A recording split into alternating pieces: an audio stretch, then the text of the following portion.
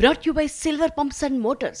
Top quality और consistent performance के लिए सिर्फ सिल्वर पंप्स नाम याद रखना. అమ్మో భరించలేం బాబోయ్, డిజాస్టర్. పడ్డ ఒక్క షో నుంచి జనాలు పరుగులు తీస్తున్నారబ్బా.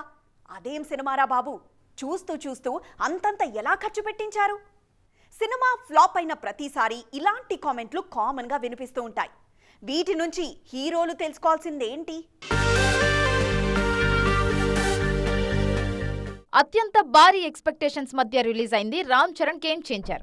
RRR తర్వాత వస్తున్న సినిమా కావడంతో డబ్బును నీళ్లలా ఖర్చు పెట్టి సినిమా చేశారు మేకర్స్.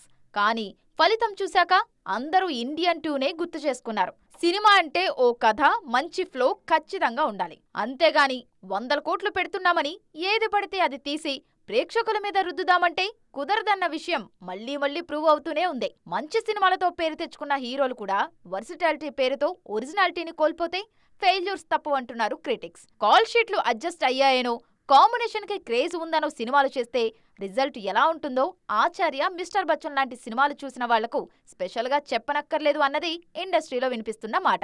ఎక్కడికో ఎందుకు, జస్ట్ లేడీ గెటప్ అనే కాన్సెప్ట్ ను నమ్ముకొని విశ్వక్సేన్ చేసిన లైలాకు నెగటివ్ కామెంట్లు కోకొల్లలు.